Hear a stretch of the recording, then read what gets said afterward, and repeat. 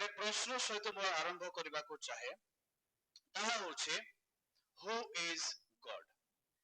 ଆପଣ ମାନଙ୍କର ଖ୍ରୀଷ୍ଟିଆନ ଜୀବନ ଯାପନ କରୁଥିବା ସମୟରେ ଅନେକ ଲୋକ ଅନେକ ଥର ପଚାରିଥିବେ ଯେ ତମର ପରମେଶ୍ୱର କିଏ ଅଟନ୍ତି, ହୁ ଇଜ ୟୋର ଗଡ୍ ବୋଲି ପଚାରିଥିବେ, ଏବଂ ଆପଣଙ୍କର ଉତ୍ତର କଣ ଥିଲା? ସେଇ ବିଷୟରେ ଆମେ ଆଜି ଷ୍ଟଡି କରୁଛୁ। ତ ଯେତେବେଳେ ମଧ୍ୟ ଆମମାନଙ୍କୁ କେହି ପଚାରୁଛନ୍ତି ତୁ ଖ୍ରୀଷ୍ଟିଆନ, ମୁଁ ଖ୍ରୀଷ୍ଟିଆନ, ତୋର ପରମେଶ୍ୱର କିଏ? ବାଇବେଲ ଅନୁସାରେ ଏହାର ଉତ୍ତର କଣ ଅଟେ? The most important nature of God is the triune nature of God. ଈଶ୍ୱରଙ୍କର ଯେତେ ବି ଗୁଣ ଅଛି, ଈଶ୍ୱର ପ୍ରେମ କରନ୍ତି, ଈଶ୍ୱର ପବିତ୍ର ଅଟନ୍ତି, ୟେସ୍, ଏ ସବୁ ଗୁଣ ତ ଅଛି, କିନ୍ତୁ ସବୁଠାରୁ ମୁଖ୍ୟ ଗୁଣ ଯାହାକି ତାଙ୍କର ପରିଚୟ ପ୍ରଦାନ କରେ, ତାଙ୍କର ଆଇଡେଣ୍ଟିଟି ଯାହା ରିଫ୍ଲେକ୍ଟ କରେ, ତାହା ହେଉଛି ଦ ଟ୍ରାଇନ୍ ନେଚର ଅଫ ଗଡ୍, ଈଶ୍ୱରଙ୍କର ତ୍ରିତ୍ବ ସ୍ୱଭାବ। ଦେଖନ୍ତୁ, ଦୁଇ ପ୍ରକାର ଲୋକ ଅଛନ୍ତି ଆମମାନଙ୍କର ଖ୍ରୀଷ୍ଟିଆନ କମ୍ୟୁନିଟିରେ। ଦୁଇ ପ୍ରକାର ଲୋକ ଅଛନ୍ତି।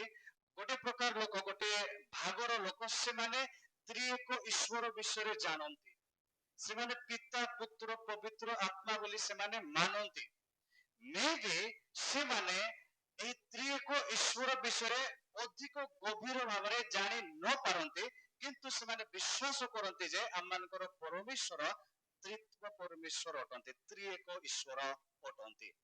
ଏବଂ ଆଉ ଗୋଟେ ଦଳର ଲୋକମାନେ ଅଛନ୍ତି, ସେମାନେ ଅତି ଗଭୀର ଭାବରେ ଏସବୁ ବିଷୟରେ ଷ୍ଟଡି କରି ଅଛନ୍ତି, ସେମାନେ ଜାଣି ଅଛନ୍ତି, ତଥାପି ସେମାନେ ଏହି ତ୍ରିଏକ ଈଶ୍ୱର ସିଦ୍ଧାନ୍ତକୁ ସେମାନେ ରିଜେକ୍ଟ କରନ୍ତି, ସେମାନେ ଅସ୍ୱୀକାର କରନ୍ତି, ସେମାନେ ମାନନ୍ତି ନାହିଁ।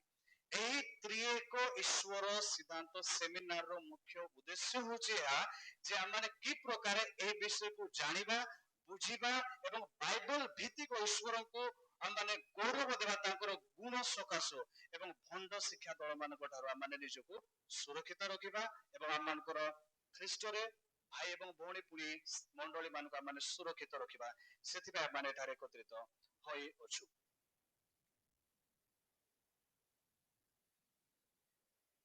ଡକ୍ଟ୍ରିନ୍ ଅଫ ଦ ଟ୍ରିନିଟି, ତ୍ରିଏକ ଈଶ୍ୱର ସମ୍ବନ୍ଧୀୟ ସିଦ୍ଧାନ୍ତ। ଆପଣମାନଙ୍କୁ ମୁଁ ରେକମେଣ୍ଡ କରିବାକୁ ଚାହେଁ କେତେ ଗୁଡାଏ ବଡ ବଡ ବାଇବଲ ଥିଓଲୋଜିଆନ ମାନଙ୍କର ବୁକ୍, ଦ ଫରଗଟେନ୍ ଟ୍ରିନିଟି ବାଇ ଜେମ୍ସ ହ୍ୱାଇଟ୍, ତାପରେ ଡିଲାଇଟିଂ ଇନ ଦ ଟ୍ରିନିଟି, ତାପରେ ଆପଣ ମାନେ ଦେଖିଥିବେ ମେଡିଟେସନ ଅନ ଦ ଟ୍ରିନିଟି, ପୁଣି ନା କେତେ ଜଣଙ୍କର ନାଁ ଲେଖିଛି, ୱେନ୍ ଗ୍ରୁଡନ, ନର୍ମାନ ଜେସଲର, ଆର୍ସିସ୍ ଫ୍ରଡ୍, ଜନ୍ ମାକାର୍ଥର, ଏମିତି ଆଉ ଅନେକ ଅଛନ୍ତି। ଏମାନେ ବଡ ବଡ ଥିଓଲୋଜିଆନ ମାନେ, ଯେଉଁମାନେ କି ଈଶ୍ୱରଙ୍କର ଏହି ତ୍ରିଏକ ସ୍ୱଭାବ ବିଷୟରେ ଲେଖିଛନ୍ତି। ମୁଁ ମଧ୍ୟ ସେମାନଙ୍କ ଠାରୁ ହିଁ ପଢିକି ଏହାର କି ପ୍ରକାର ବିଶ୍ଳେଷଣ କରାଯାଏ ସେ ସବୁ ବିଷୟରେ ଶିଖିଅଛି, ଏବଂ ଆପଣମାନଙ୍କ ସମ୍ମୁଖରେ ସେ ସବୁରୁ କିଛି କିଛି ଅଂଶ ମୁଁ ପ୍ରକାଶ କରିବା ନିମନ୍ତେ ଚାହେଁ। ଓକେ, ଆପଣମାନେ ଏହି ଚିତ୍ରରେ ଦେଖିପାରୁଥିବେ ପିତା ପୁତ୍ର ଓ ପବିତ୍ର ଆତ୍ମା, father son and the holy spirit. ତ ଅଳ୍ପ ସମୟ ମାନେ ପ୍ରୋଜେକ୍ଟର ତ ଚାଲିଛି, ଏ ସ୍ଲାଇଡ ଥିବ, କିନ୍ତୁ ଧ୍ୟାନର ସହିତ ଶୁଣନ୍ତୁ। ଆମମାନେ ସମସ୍ତେ ପିତା ପୁତ୍ର ପବିତ୍ର ଆତ୍ମାକୁ ବିଶ୍ୱାସ କରୁ। ବର୍ତ୍ତମାନ ଆମମାନେ ଅଳ୍ପ ସମୟ ଚିନ୍ତା କରିବା, ଏହି ସଂସାର, ଏହି ବିଶ୍ୱ ଯେତେବେଳେ ସୃଷ୍ଟି ହୋଇନଥିଲା, ଯେଉଁ ସମୟରେ କି ପୃଥିବୀ ନଥିଲା, ଯେଉଁ ସମୟରେ ଆକାଶ ନଥିଲା, କୌଣସି ଜୀବଜନ୍ତୁ, ପଶୁ ପକ୍ଷୀ ଏବଂ ଉଦ୍ଭିଦ ଜଗତ, ପ୍ରାଣୀ ଜଗତ ନଥିଲେ। ମୁଁ ଆପଣମାନଙ୍କୁ କହୁଅଛି ଏଦେନ ଉଦ୍ୟାନର ସୃଷ୍ଟି ପୂର୍ବର କଥା, ଯେତେବେଳେ କି ଶୂନ୍ୟ ଥିଲା, ଯେଉଁ ସମୟରେ କି କିଛି ମଧ୍ୟ ସୃଷ୍ଟି ହୋଇନଥିଲା, ସେହି ସମୟରେ ସ୍ୱର୍ଗରେ ପିତା ପୁତ୍ର ପବିତ୍ର ଆତ୍ମାଙ୍କ ମଧ୍ୟରେ ଗୋଟେ ସମ୍ପର୍କ ଥିଲା, ସେମାନଙ୍କ ମଧ୍ୟରେ ବାର୍ତ୍ତାଳାପ ହଉଥିଲା, କନଭରସେସନ ହଉଥିଲା। ଏବଂ ଆପଣମାନଙ୍କୁ ଗୋଟିଏ ମୁଁ ବାଇବଲର ଗୋଟେ ଉଦାହରଣ ଦ୍ୱାରା ଆରମ୍ଭ କରିବାକୁ ଚାହେଁ, ଧ୍ୟାନର ସହିତ ଶୁଣନ୍ତୁ। ଆଦ୍ୟରେ ପରମେଶ୍ୱର ସ୍ୱର୍ଗ ଏବଂ ପୃଥିବୀର ସୃଷ୍ଟି କଲେ। ଆଦ୍ୟରେ ପରମେଶ୍ୱର ସ୍ୱର୍ଗ ଏବଂ ପୃଥିବୀର ସୃଷ୍ଟି କଲେ। ତିନି ପଦ, ଜେନେସିସ୍ 1:3, ଆଦି ପୁସ୍ତକ 1:3 ପଦରେ ଲେଖାଯାଏ, କଣ ଲେଖାଯାଏ? ଅନନ୍ତର ପରମେଶ୍ୱର କହିଲେ, କେଇ ଜଣ ପଢନ୍ତୁ।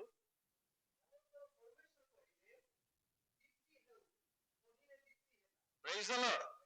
ତିନି ପଦରେ ପରମେଶ୍ୱର କହିଲେ, ଅନନ୍ତର ପରମେଶ୍ୱର, ଯୋଉ ପରମେଶ୍ୱର ଅନନ୍ତକାଳୀନ ଅଟନ୍ତି, ସେଇ ପରମେଶ୍ୱର କହିଲେ ଦୀପ୍ତି ହେଉ।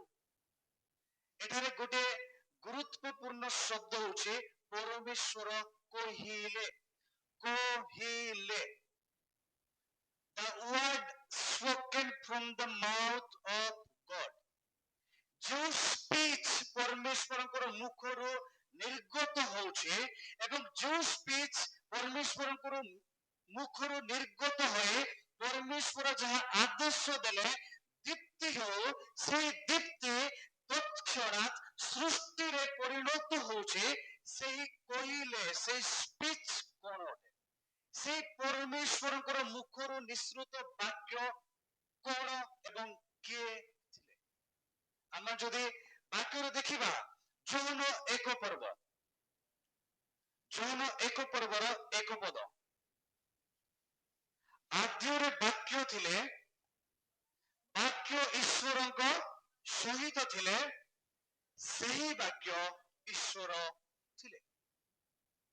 ମୋର ପ୍ରିୟ ମାନେ, ଆମମାନେ ଏଇ ଜଗତର ସୃଷ୍ଟି ପୂର୍ବରୁ ପରମେଶ୍ୱରଙ୍କର ମୁଖରୁ ଗୋଟେ ବାକ୍ୟ ନିର୍ଗତ ହେବାର ବିଷୟ ବାଇବଲରେ ଦେଖୁଛୁ ଏବଂ ସେ ବାକ୍ୟ ବିଷୟରେ ଏ ପ୍ରକାର ଲେଖାଯାଏ ଯେ ସେହି ବାକ୍ୟ ଈଶ୍ୱରଙ୍କ ସହିତ ଥିଲେ, ପୁଣି ସେହି ବାକ୍ୟ ନିଜେ ଈଶ୍ୱର ମଧ୍ୟ ଥିଲେ। ଗୀତ ସଂହିତା 33 ପର୍ବରେ ଲେଖାଯାଏ, এই ଜଗତର ଗଗନ ମଣ୍ଡଳ ତାହାଙ୍କର ବାକ୍ୟ ଦ୍ୱାରା ନିର୍ମିତ ହୋଇଅଛି। ସେଇ ଯୌନ ଏକ ପର୍ବର 14 ପଦ,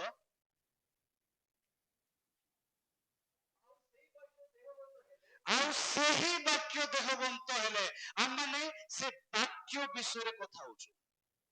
କେଉଁ ବାକ୍ୟ? ପରମେଶ୍ୱରଙ୍କର ମୁଖରୁ ନିଃସୃତ ବାକ୍ୟ। ଏବଂ ସେ ବାକ୍ୟ କିଏ? ପରମେଶ୍ୱର ଥିଲେ। ଆମମାନଙ୍କର ସାଧାରଣ କଥାବାର୍ତ୍ତାରେ ଯୋଉ ଭଏସ ବାହାରୁଛି, ଏହି ଭଏସ ଠାରୁ ପରମେଶ୍ୱରଙ୍କର ଯୋଉ ଭଏସ ସେଠି ଅଛି, ସ୍ପିଚ୍ ଅଛି, ବାକ୍ୟ ଅଛି, ତାହାର ଗୁରୁତ୍ୱ ଆପଣ ବୁଝନ୍ତୁ। ଓକେ, ସେଇ ବାକ୍ୟ ଦେହବନ୍ତ ହେଲେ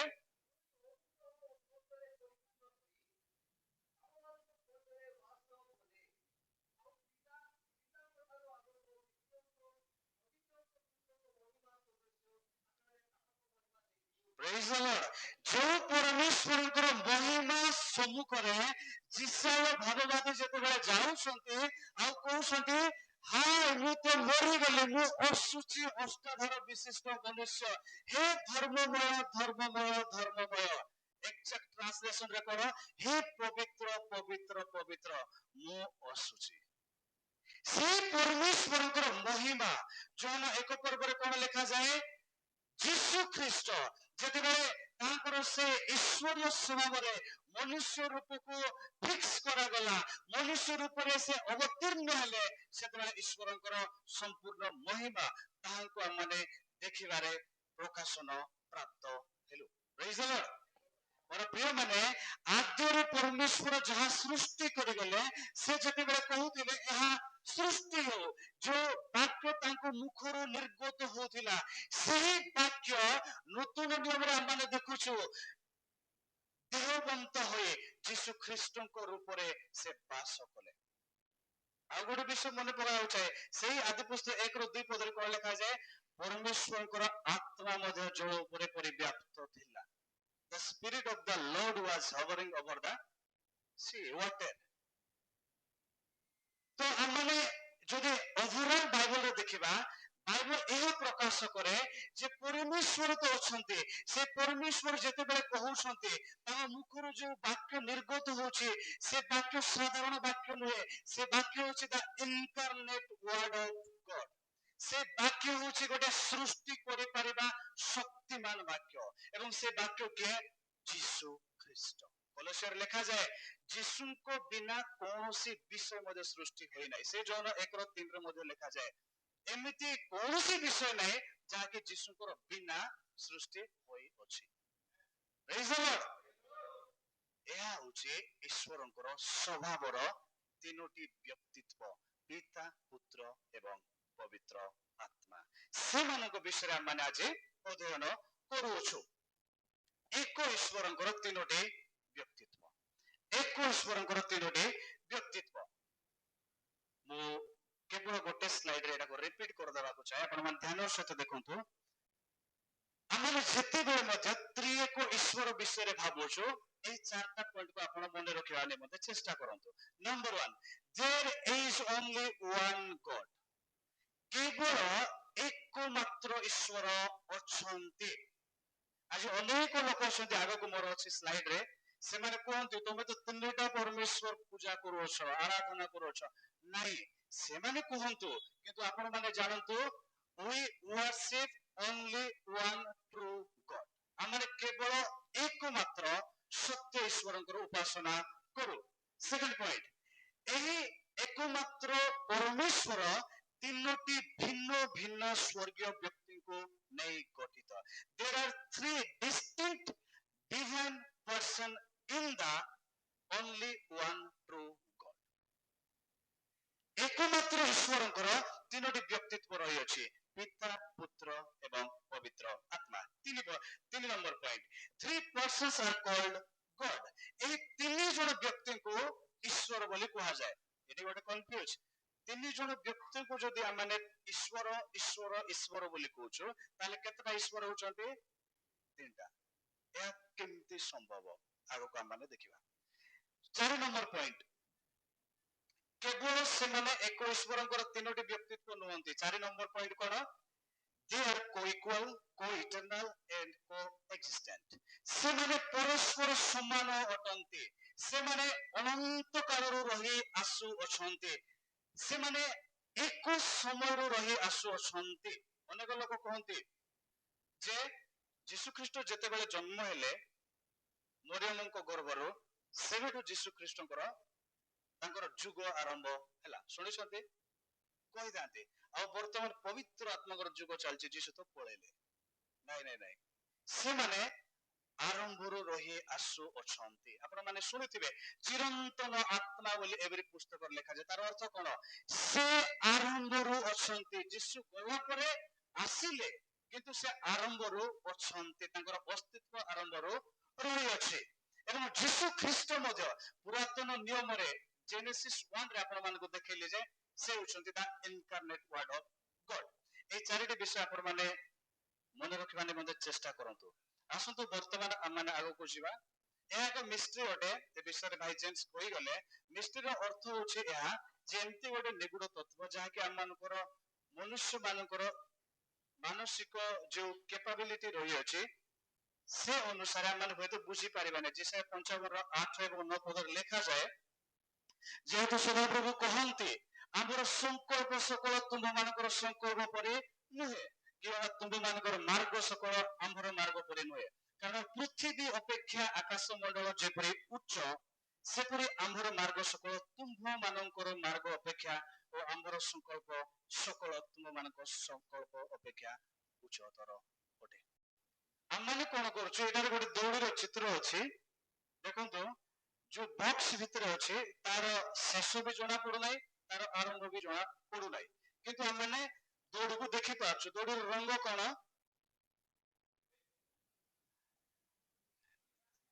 ଗ୍ରେ ପରା ଦୁଶୁଛି, ବ୍ରାଉନ ପରା ଦୁଶୁଛି, ୟେଲୋ ପରା ବି ଟିକେ ଟିକେ ଦେଖାଯାଉଛି। ଓକେ, ଯାହା ବି ଭାବିପାର, ତ ଆମମାନଙ୍କୁ ଯେତିକି ଦେଖାଯାଉଛି ସେଇ ହିସାବରେ ଆମେ ଜାଣିପାରିଲୁ। ତାପରେ ତାର ଫୋଲ୍ଡିଂ ବି ଅଛି, ହଁ କି ନାଇଁ? କିନ୍ତୁ ମୁଁ ଯଦି ପଚାରିବି ଦୌଡର ଆରମ୍ଭ କୋଉଠାରୁ ଏବଂ ଶେଷ କୋଉଠି ହବ? Don't know. Trinity nature of ଗଡ ହଉଛି ତାହା। ଏହା ଏକ ପ୍ରକାର ଏକ ନିଗୁଡ ତତ୍ତ୍ୱ। ଆମେ ନା ଆରମ୍ଭ ଏବଂ ଶେଷ ବିଷୟରେ ସମ୍ପୂର୍ଣ୍ଣ ଜାଣିପାରିବା ନାହିଁ, କିନ୍ତୁ ଯେତେ ଆମମାନଙ୍କର ସମ୍ମୁଖରେ ପ୍ରକାଶନ କରାଯାଇଅଛି ପବିତ୍ର ଧର୍ମଶାସ୍ତ୍ର ବାଇବଲରେ, ତହିଁରୁ ଆମେ ଜାଣିପାରିବା ଏବଂ ଯେତେ ଜାଣିଛୁ ତାହା ଆମେ ଆଜି ଷ୍ଟଡି କରୁଅଛୁ।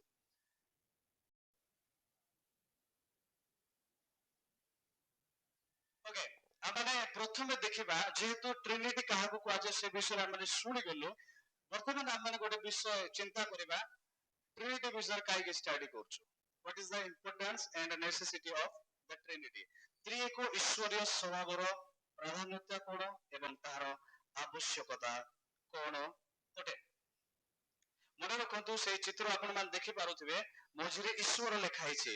ଈଶ୍ୱର ଇଜ ଇକ୍ୱାଲ ଟୁ ପୁତ୍ର, ଈଶ୍ୱର ଇଜ ଇକ୍ୱାଲ ଟୁ ପବିତ୍ର ଆତ୍ମା, ଈଶ୍ୱର ଇଜ ଇକ୍ୱାଲ ଟୁ ପିତା। ପିତା ପୁତ୍ର ପବିତ୍ର ଆତ୍ମା ସେମାନେ ଏକ ଈଶ୍ୱର ଅଛନ୍ତି, କିନ୍ତୁ ପରସ୍ପର ସେମାନେ ଅଲଗା ଅଟନ୍ତି, ସେମାନେ ଭିନ୍ନ ଭିନ୍ନ ଅଟନ୍ତି।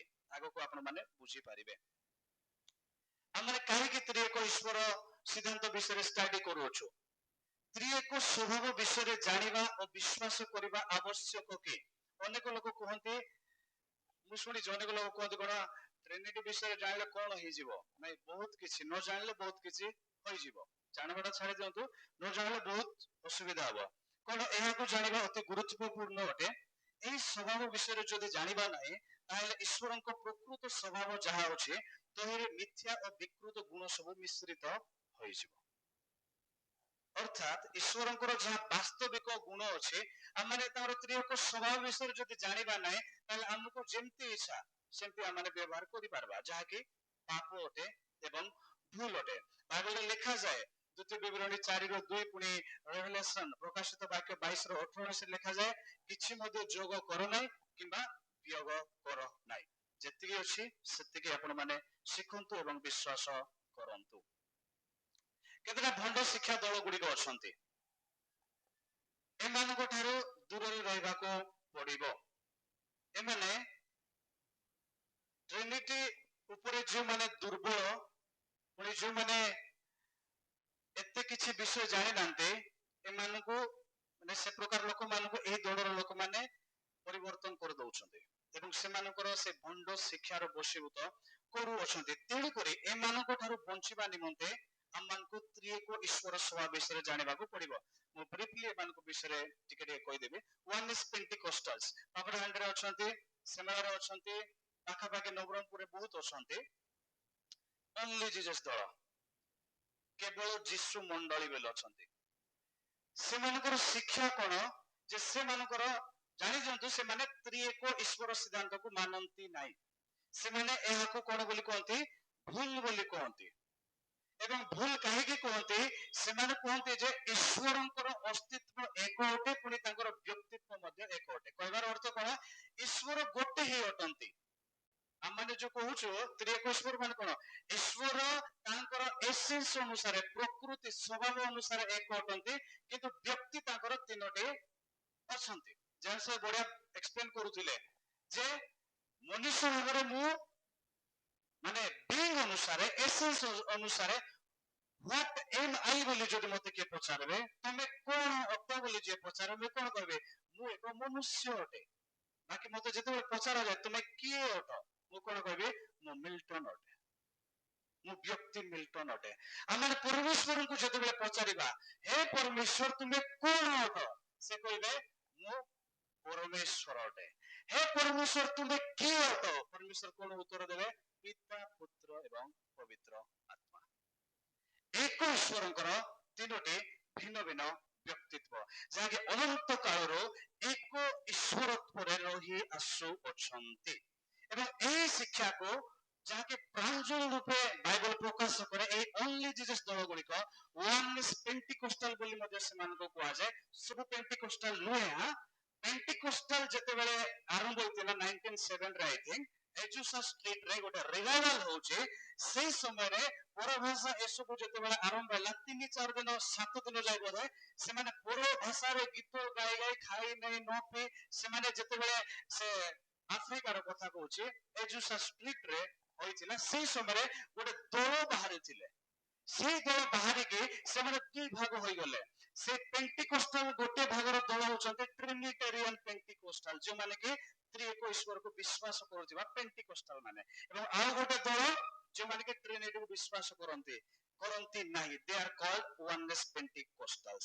ସେମାନଙ୍କର ଗୋଟେ ଅଂଶ ହଉଛନ୍ତି ଓନ୍ଲି ଜିଜସ୍ ଗ୍ରୁପ, ଯାହାକି ୟୁପିସିଆଇ ଆର ଅଣ୍ଡରରେ ବି ଆସନ୍ତି। କ୍ଲିୟର? ଓନ୍ଲି ଜିଜସ୍ ଦଳ ଆଉ କଣ କଣ କୁହନ୍ତି ଟିକେ ଟିକେ ଶୁଣି ଦିଅନ୍ତୁ। ସେମାନେ କୁହନ୍ତି ଯେ ଈଶ୍ୱର ସ୍ୱର୍ଗରେ ପିତା ଅଟନ୍ତି, ପୃଥିବୀରେ ଯୀଶୁ ଅଟନ୍ତି। ଈଶ୍ୱର ପିତା ଆଉ ପୁତ୍ର ଗୋଟେ ହିଁ ଅଟନ୍ତି ବୋଲି କୁହନ୍ତି। ଏବଂ ସେମାନେ କୁହନ୍ତି ପବିତ୍ର ଆତ୍ମା ଗୋଟେ ବ୍ୟକ୍ତି ନୁହନ୍ତି। ସେମାନେ କୁହନ୍ତି ପବିତ୍ର ଆତ୍ମା ହଉଛନ୍ତି ଗୋଟେ ଶକ୍ତି। କରେଣ୍ଟ ଭଳିଆ ଗୋଟେ ଶକ୍ତି, ବିଦ୍ୟୁତ ଭଳିଆ ଗୋଟେ ଶକ୍ତି। କିନ୍ତୁ ଆମେ ଜାଣିଛୁ ପବିତ୍ର ଆତ୍ମାକୁ ମଧ୍ୟ ଦୁଃଖ ଲାଗେ ବୋଲି ବାଇବଲ କୁହେ। କେବେ କରେଣ୍ଟକୁ ଦୁଃଖ ଲାଗିବ କି? ନାଇଁ, ସେମାନେ ଭୁଲ। ଏବଂ ମର୍ମୋନିଜମରେ ଏମାନେ ଏମିତି କୁହନ୍ତି ଆମମାନେ ଟ୍ରିନିଟିକୁ, ତ୍ରିଏକ ଈଶ୍ୱରକୁ ବିଶ୍ୱାସ କରୁଛୁ, କିନ୍ତୁ ଟିକେ ଅଲଗା। ଅଲଗା କଣ? ପିତା ବି ଗୋଟେ ଈଶ୍ୱର, ପୁତ୍ର ବି ଗୋଟେ ଈଶ୍ୱର, ପବିତ୍ର ଆତ୍ମା ବି ଗୋଟେ ଈଶ୍ୱର। କେତେଟା ଈଶ୍ୱର ହେଲେ? ତିନିଟା। କିନ୍ତୁ ଆମର ବିଶ୍ୱାସ ସେମିତି ନାହିଁ, ଗୋଟେ ଈଶ୍ୱର, ତିନୋଟି ବ୍ୟକ୍ତିତ୍ୱ। ଆଗକୁ ଦେଖିବା ଜିହୋଭାସ୍ ୱିଟନେସେସ୍, ଏମାନେ କଣ କୁହନ୍ତି? ଏମାନେ କୁହନ୍ତି ଯେ ଈଶ୍ୱର ପିତା ଯିଏ ଅଛନ୍ତି ସିଏ ଅନନ୍ତ କାଳରୁ ଅଛନ୍ତି, କିନ୍ତୁ ଯୀଶୁ ଖ୍ରୀଷ୍ଟ ସୃଷ୍ଟ ଜୀବ ଅଟନ୍ତି। ତାହାକୁ ପିତା ପରମେଶ୍ୱର ପ୍ରଥମରେ ସେ ସୃଷ୍ଟି କରି ଅଛନ୍ତି ଏବଂ ପବିତ୍ର ଆତ୍ମା ହଉଛନ୍ତି କଣ? ଈଶ୍ୱରଙ୍କର ଆକ୍ଟିଭ ଫୋର୍ସ। ଏବଂ ଯୀଶୁ ଖ୍ରୀଷ୍ଟ ପିତାଙ୍କ ଠାରୁ ସାନ ବୋଲି ମଧ୍ୟ ସେମାନେ କୁହନ୍ତି। ଏହି ସବୁ ଭଣ୍ଡ ଶିକ୍ଷା ଦଳ ଗୁଡ଼ିକରୁ ବଞ୍ଚିବା ନିମନ୍ତେ ହେଲେ ଆମମାନଙ୍କୁ ଆଜିର ଯୋଉ ସେମିନାର ତ୍ରିଏକ ସ୍ୱଭାବ ବିଷୟରେ ଜାଣିବା ଅତି ନିହାତି ଜରୁରୀ ବିଷୟ ଅଟେ। Why the Trinity is important? ସବୁଠାରୁ ମାନେ ଲଜିକାଲ ଏବଂ ଇମ୍ପୋର୍ଟାଣ୍ଟ ବିଷୟ। ତ୍ରିଏକ ଈଶ୍ୱର କାହିଁକି ଗୁରୁତ୍ୱପୂର୍ଣ୍ଣ ଅଟେ? ଧ୍ୟାନର ସହିତ ଦେଖନ୍ତୁ ଆଉ ଶୁଣନ୍ତୁ। The Trinity is a basis for love. ଆମେ ସମସ୍ତେ ଜାଣିଛୁ ପ୍ରେମ। ପ୍ରେମକୁ ସମ୍ପୂର୍ଣ୍ଣତା ରୂପ ଦେବା ନିମନ୍ତେ ଟ୍ରିନିଟି ଅତି ଆବଶ୍ୟକ ଅଟେ। ପ୍ରେମର ସମ୍ପୂର୍ଣ୍ଣତା ଈଶ୍ୱରଙ୍କ ତ୍ରିଏକ ସ୍ୱଭାବ ଦ୍ୱାରା ପ୍ରକାଶିତ ହୋଇଥାଏ। ମୁଁ ଆପଣମାନଙ୍କ ଆଗରେ ଏକ୍ସପ୍ଲେନ କରିବି।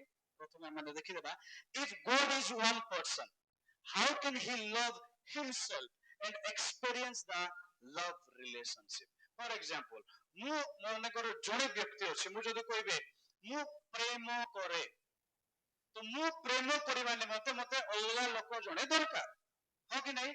ଯେକୌଣସି ବ୍ୟକ୍ତି, ଜଣେ ଭାଇ ତାର ଭଉଣୀ, ଜଣେ ବାପା ତାର ପୁଅ, ଜଣେ ସ୍ୱାମୀ ତାଙ୍କର ସ୍ତ୍ରୀ, ଯେକୌଣସି ବ୍ୟକ୍ତି ଯଦି ପ୍ରେମ ପ୍ରକାଶ କରିବାକୁ ଚାହୁଁଛନ୍ତି ତାହେଲେ ତାଙ୍କ ସାମ୍ନାରେ ଆଉ ଜଣେ ଲୋକ ଦରକାର। yes or no? ଯଦି ସେ ଜଣେ ବ୍ୟକ୍ତି ଥିବ ତାହେଲେ ସେ କାହାକୁ ପ୍ରେମ କରିବ? ଆଉ କାହାକୁ ଯଦି ସେ ପ୍ରେମ ହିଁ କରୁନାହାନ୍ତି, ତାଙ୍କ ଭିତରେ, ତାଙ୍କ ଅନ୍ତରରେ ପ୍ରେମର ସେ ଅନୁଭବ ଥିବ କି ନାହିଁ? ସାଙ୍ଗସାଥି ମାନଙ୍କ ମଧ୍ୟରେ କେତେ ଥର ଝଗଡା ହୋଇଥାଏ। ସେ ମତେ ଏମିତି କହିଦେଲା, ମତେ ବହୁତ ଦୁଃଖ ଲାଗୁଛି, ହର୍ଟ ହେଇଗଲା। କାହିଁକି? କାହିଁକି ନା ତାର ପ୍ରତି ମୋର ଭିତରେ ଟିକେ ସ୍ନେହ ଅଛି, କେୟାରିଂ ଅଛି, ଲଭ୍ ଅଛି। ତେଣୁକରି ମତେ କଣ ଲାଗୁଛି? ଦୁଃଖ ଲାଗୁଛି। ଯଦି କିଏ ନଥାନ୍ତେ ମତେ ନା ଦୁଃଖ ଲାଗିଥାନ୍ତା, ନା ମୁଁ କାହାକୁ ପ୍ରେମ କରିବାକୁ ପଡିଥାନ୍ତା, ନା ଯତ୍ନ ଦେଖାଇବାକୁ ପଡିଥାନ୍ତା। ତ ଟ୍ରିନିଟି, ପିତା ପୁତ୍ର ପବିତ୍ର ଆତ୍ମା, ଏହି ଟ୍ରିନିଟି ଏ ପ୍ରକାର ଏକ ପରମେଶ୍ୱରଙ୍କର ସ୍ୱଭାବ, ଯାହାକି ଏହି ପୃଥିବୀରେ ଯୋଉ ପ୍ରେମ ବିଷୟରେ ଆମେ ବୁଝୁଛୁ କିମ୍ବା ପରମେଶ୍ୱର ଯୋଉ ପ୍ରେମ କରନ୍ତି ବୋଲି ଆମେ କହୁଅଛୁ, ତାହାକୁ ସେ ସମ୍ପୂର୍ଣ୍ଣ ରୂପ ସେ ଦେଇଥାନ୍ତି। In Christianity, the Trinity consists of a lover. ଗୋଟେ ପ୍ରେମିକ ଖ୍ରୀଷ୍ଟିଆନିଟିରେ ଅଛନ୍ତି। ସେ ପ୍ରେମିକ କିଏ? ପିତା ଈଶ୍ୱର। କାରଣ ଈଶ୍ୱର ଜଗତକୁ ଏଡ଼େ ପ୍ରେମ କଲେ, ପିତା ଈଶ୍ୱର ଜଗତକୁ ଏଡ଼େ ପ୍ରେମ କଲେ, he is the best lover, a loved one. ସେ କାହାକୁ ପ୍ରେମ କଲେ? ଆମମାନଙ୍କର କଥା ଟିକେ ସାଇଡ କରିଦେବା। ସେ ପ୍ରଥମରେ କାହାକୁ ପ୍ରେମ କଲେ? ଯୀଶୁ ଖ୍ରୀଷ୍ଟଙ୍କୁ। ସେ କୁହନ୍ତି ଆପଣ ଅଦ୍ୱିତୀୟ ପୁତ୍ରଙ୍କୁ ସେ ଦାନ କଲେ। ଜହନ 17 ଲେଖାଯାଏ, ହେ ପିତା, ଜଗତର ସୃଷ୍ଟି ପୂର୍ବରୁ ତୁମେ ଯେ ପ୍ରକାର ମତେ ପ୍ରେମ କରୁଥିଲ ବୋଲି ଯୀଶୁ ଖ୍ରୀଷ୍ଟ କୁହନ୍ତି। କିଛି ସୃଷ୍ଟି ହିଁ ହୋଇନଥିଲା, ସେଇ ସମୟରେ ପିତା ଯିଏକି ଲଭର, ସେ ତାଙ୍କର ଲଭ୍ଡ ୱାନ୍, ପ୍ରିୟ ପୁତ୍ର, ଯୀଶୁ ଖ୍ରୀଷ୍ଟ ବାପ୍ତିସ୍ମ ଦେଇ ଉଠିଲା ବେଳେ ପରମେଶ୍ୱରଙ୍କର ଶବ୍ଦ ଶୁଭୁଛି କଣ ବୋଲି? ହେ ମୋର ପ୍ରିୟ ପୁତ୍ର, and a spirit of love. ଯେତେବେଳେ ଦୁଇଟି ବ୍ୟକ୍ତିତ୍ୱ ମଧ୍ୟରେ ପ୍ରେମର ଟ୍ରାନ୍ସଫର ହଉଛି, ସେ ଦୁଇ ଜଣଙ୍କ ମଝିରେ ଗୋଟେ କମ୍ୟୁନିକେସନ ଦରକାର, ଗୋଟେ କାର୍ଯ୍ୟ ନିର୍ବାହକ ଦରକାର, ଏବଂ ସେ ହଉଛନ୍ତି ହୋଲି ସ୍ପିରିଟ। ଆମମାନଙ୍କର ଖ୍ରୀଷ୍ଟିଆନ ବିଶ୍ୱାସ ଅନୁସାରେ ଯୋଉ ତ୍ରିଏକ ଈଶ୍ୱରଙ୍କୁ ଆମେ ବିଶ୍ୱାସ କରୁଛୁ, ଏହା ଇଲୋଜିକାଲ ନୁହେଁ କିମ୍ବା randomly ଆମେ ଆଣି ନାଉ। ଏହା କଣ କରେ ପ୍ରେମର କମ୍ପ୍ଲିଟ ଡେଫିନେସନ ଏହା ପ୍ରକାଶ କରେ। A lover father, a loved one son, that Jesus Christ, and a spirit of love, ପବିତ୍ର ଆତ୍ମା। ପବିତ୍ର ଆତ୍ମାଙ୍କର 9ଟି ଫଳ ମଧ୍ୟରେ ପ୍ରଥମ ଫଳ କଣ? ପ୍ରେମ। ଆପଣ ମାନେ ଲେଖିପାରିବେ ପିତା ପୁତ୍ରଙ୍କୁ ପ୍ରେମ କରନ୍ତି, ପୁତ୍ର ପିତାଙ୍କୁ ପ୍ରେମ କରନ୍ତି, ପବିତ୍ର ଆତ୍ମାଙ୍କର ଫଳ ହିଁ ପ୍ରେମ ଅଟେ। ଗୋଟେ ପଦ ପଢବା ମନେ ପଡୁଛି ବେଟର ଥିବ, ରୋମିଓ 5 ପର୍ବର 5 ପଦ।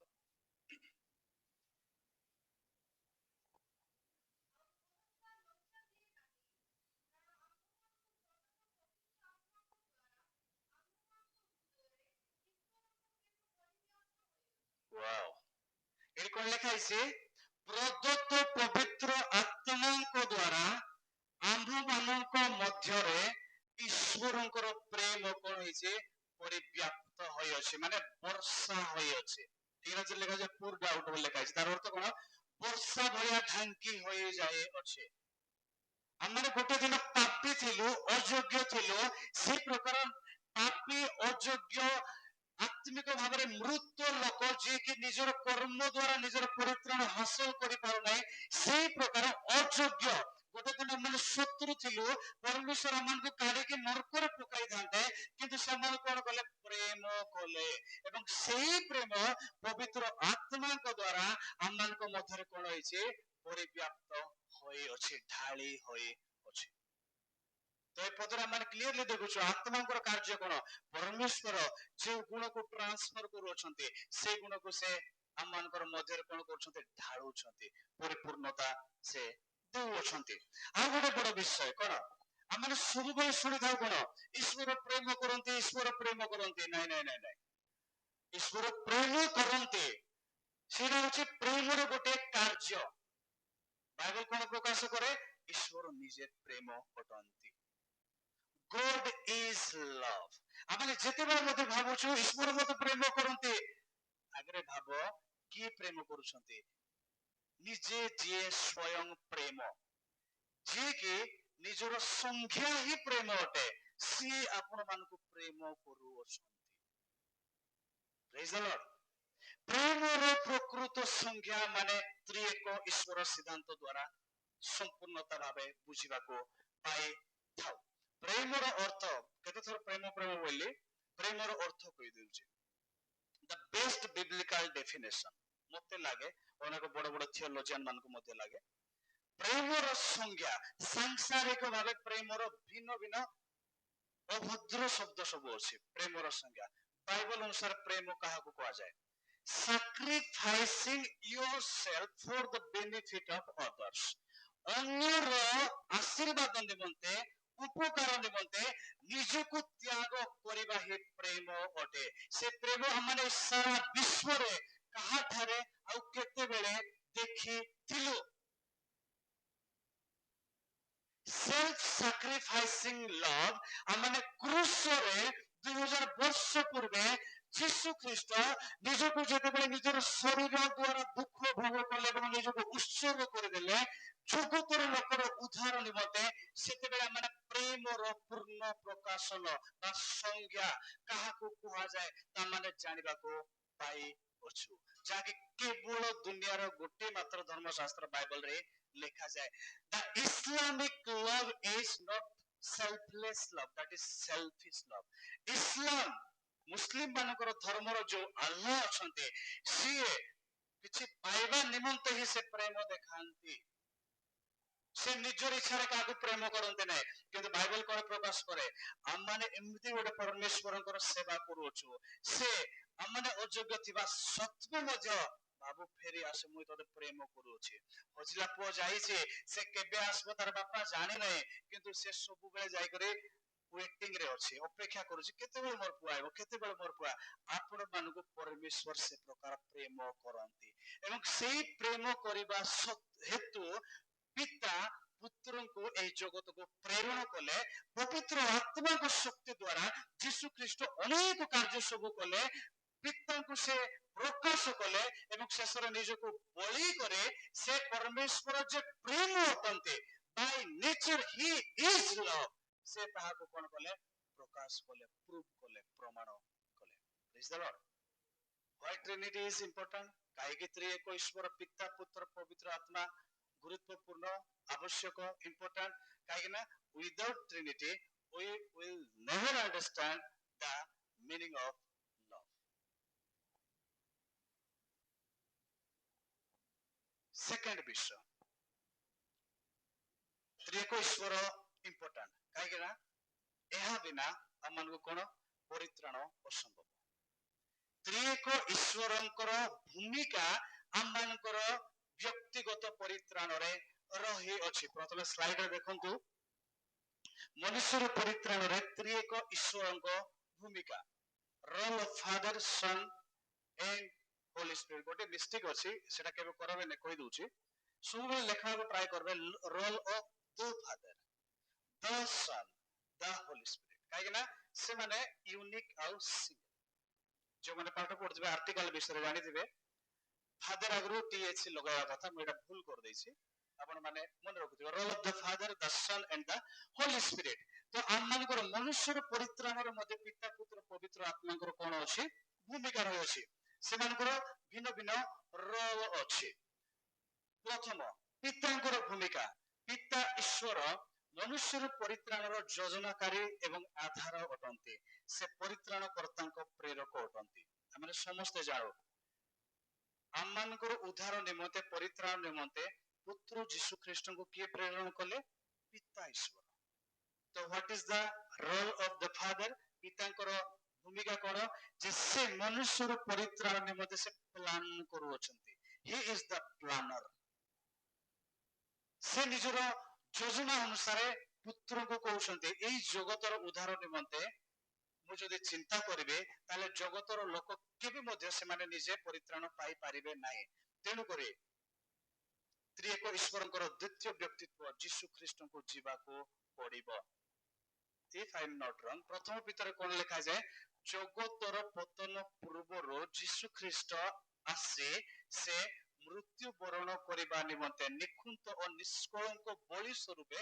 ଉତ୍ସର୍ଗୀକୃତ ହେବା ନିମନ୍ତେ ସ୍ଥିରୀକୃତ ହୋଇଥିଲା ବୋଲି ଲେଖାଯାଏ ମନେ ପଡୁଛି ପ୍ରଥମ ପିତର 1 I think 17 18 19 ଆଡେ ଦେଖିବେ ତ କହିବାର ଅର୍ଥ କଣ ପିତା ଗୋଟେ ଯୋଜନା କଲେ ମନୁଷ୍ୟ ମାନେ ଅସହାୟ ଅଟନ୍ତି ସେମାନଙ୍କୁ ପରିତ୍ରାଣ ଦେବାକୁ ହେଲେ ସେମାନେ ଯେ ବିନାଶର ରାସ୍ତାରେ ଅଛନ୍ତି ନର୍କଗାମୀ ଅଛନ୍ତି ସେମାନଙ୍କୁ ଯଦି ମୁଁ ସ୍ୱର୍ଗକୁ ଆଣିବାକୁ ଚାହୁଁଛି ତାହେଲେ ମତେ ଗୋଟେ ଯୋଜନା କରିବାକୁ ପଡିବ ଏବଂ ସେ ଯୋଜନା କଣ ଯେ ମୋର ପ୍ରିୟ ପୁତ୍ର ମାଇ ବିଲଭେଡ୍ ସନ୍ ସେ ଜଗତକୁ ଯିବେ ଜଗତର ପରିତ୍ରାଣ ନିମନ୍ତେ ନିଜର ଜୀବନ ଦେବେ ତ ପରିତ୍ରାଣ କର୍ତ୍ତାଙ୍କର ପ୍ରେରକ ହଉଛନ୍ତି ପିତା ଏବଂ ଯୀଶୁ ଖ୍ରୀଷ୍ଟଙ୍କର ଭୂମିକା କଣ ପିତାଙ୍କର ଯୋଜନା ଓ ତାଙ୍କର ସଂକଳ୍ପର ସଫଳକାରୀ ଯୀଶୁ ଖ୍ରୀଷ୍ଟ ଆସି ପିତା ଯାହା ଯାହା ତାଙ୍କୁ ଶିକ୍ଷା ଦେଇଥିଲେ ସେ ଶିକ୍ଷା ଦଉଛନ୍ତି ପିତାଙ୍କୁ ସେ ପ୍ରକାଶ କରୁଅଛନ୍ତି ଏବଂ ସେ ପିତାଙ୍କର ଯାହା ଯୋଜନା ଥିଲା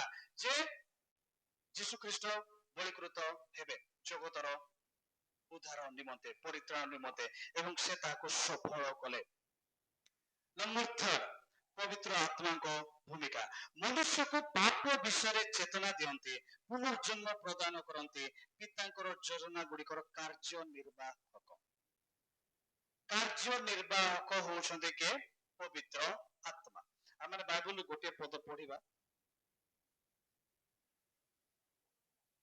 ତିତୋସ 3 ପର୍ବ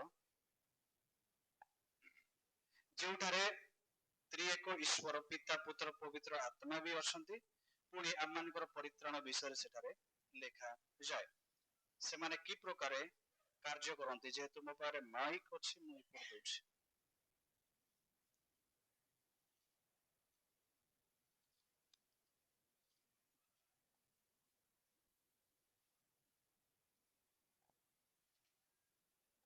ତିତୋସ 3 ପର୍ବର 5 ପଦର ପଢୁଛି ଦେଖନ୍ତୁ ଓକେ ବେଟର ଥିବ 4 ପଦର ପଢୁଛି କିନ୍ତୁ ଯେତେବେଳେ ଆମ୍ଭମାନଙ୍କ ତ୍ରାଣକର୍ତ୍ତା ଈଶ୍ୱରଙ୍କ ଦୟା ଓ ମାନବ ଜାତି ପ୍ରତି ତାହାଙ୍କ ପ୍ରେମ ପ୍ରକାଶିତ ହେଲା 5 ପଦ ସେତେବେଳେ ସେ ପିତା ଈଶ୍ୱର ଆମ୍ଭମାନଙ୍କ କୃତ ଧର୍ମ କର୍ମ ସକାଶେ ନୁହେଁ ଦ୍ୟାଟ ମିନ୍ସ ଆମମାନେ ଏମିତି ଭଲ କାର୍ଯ୍ୟ କରିଦେଲୁ ଯେ ପିତା ଭାବିଲେ ଏତେ ବଢିଆ କାମ କରୁଛନ୍ତି ଯା ଯୀଶୁ, ନାଇଁ ନାଇଁ ନାଇଁ ନାଇଁ, ଆମେ କିଏ ମଧ୍ୟ ଏମିତି ସଫିସିଏଣ୍ଟଲି ଭଲ କାର୍ଯ୍ୟ କରିପାରିଲୁ ନାହିଁ। ଆପଣମାନେ ପୁରାତନ ନିୟମରୁ ଦେଖି ଆସନ୍ତୁ ଏବଂ ଆଦି ପୁସ୍ତକରୁ ଆରମ୍ଭ କରି ମଲାଖି ଯାଏ, ତାପରେ ମାଥ, ମାର୍କ, ଲୁକ, ଯୋହନ, ତାପରେ ପ୍ରେରିତ ରୋମିଓ ପୁସ୍ତକରେ ଆସିଲା ବେଳକୁ ପାଉଲ କଣ କୁହନ୍ତି, କେହି ଜଣେ ମଧ୍ୟ ଧାର୍ମିକ ନାହାନ୍ତି।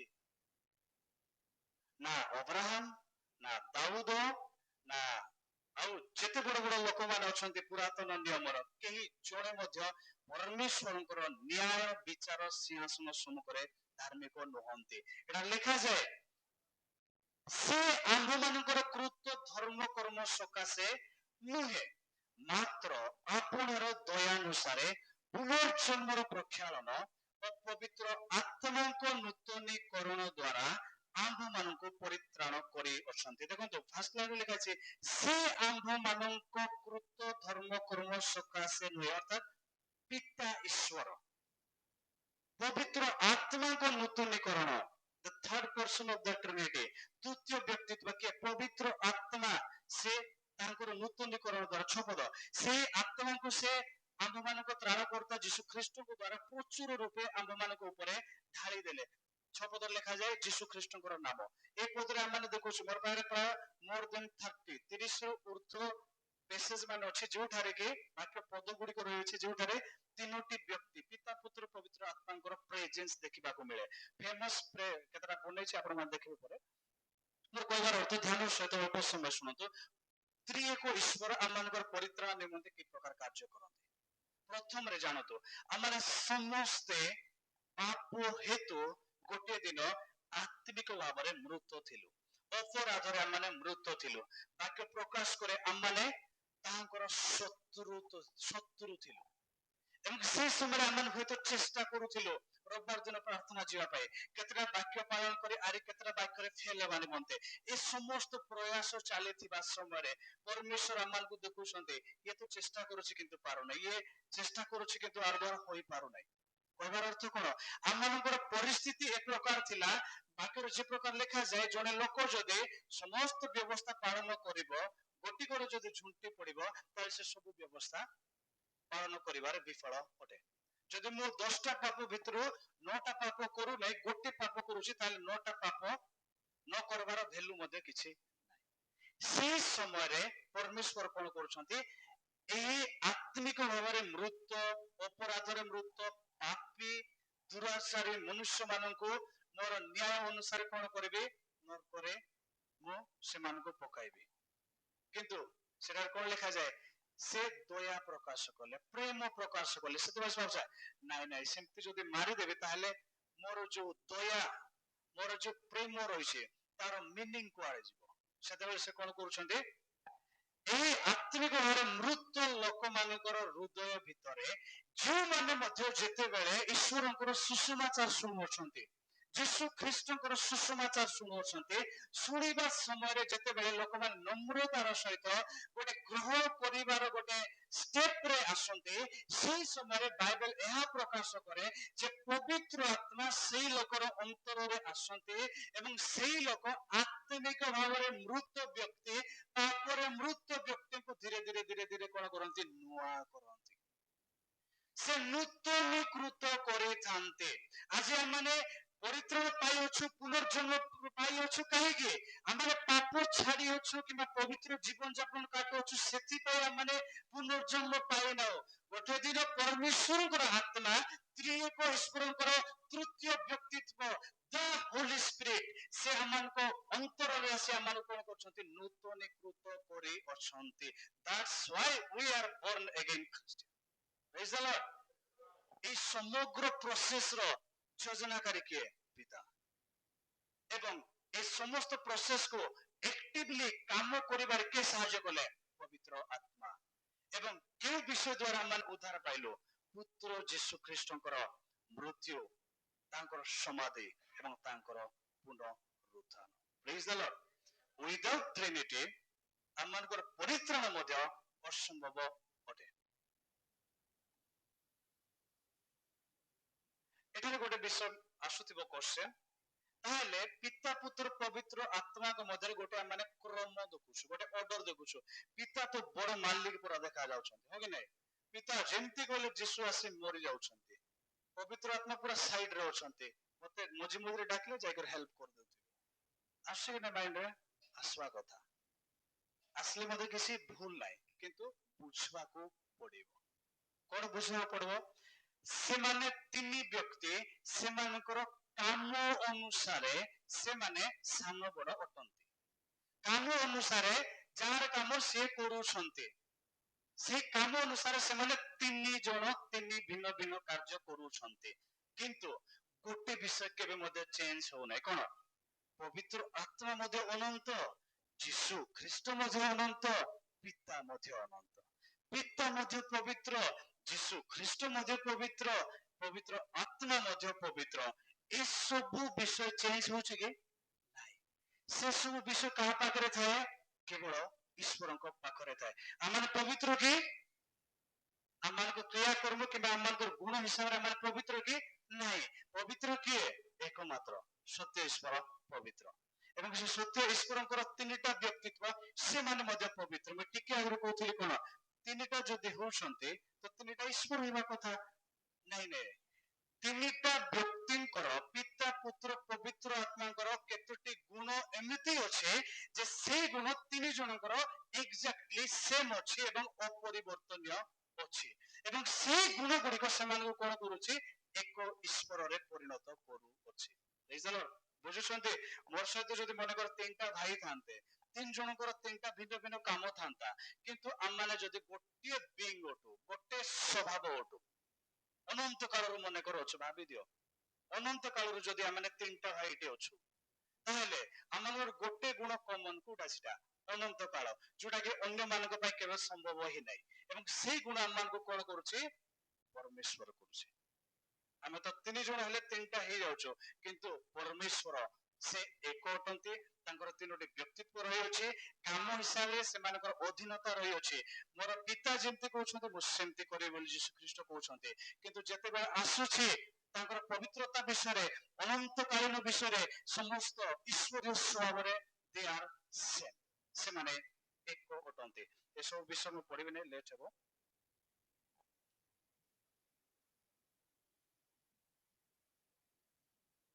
ଓକେ, ବର୍ତ୍ତମାନ ଇଣ୍ଟରେଷ୍ଟିଂ କଥା ମାନେ କେତେଟା ମାନେ ଦେଖିବା, କେତେଟା ଅବଜେକ୍ସନ। ଆଇ ହୋପ ଆପଣ ବୁଝିପାରୁଛନ୍ତି।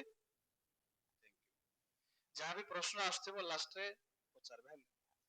ଓକେ, କେତେଟା ଅବଜେକ୍ସନ ଅଛି, ଏଟା ଶୁଣିଲେ ଆପଣ ମାନଙ୍କୁ ଟିକେ ଇଣ୍ଟରେଷ୍ଟିଂ ଲାଗିବ। କଣ? Trinity Trinity Trinity.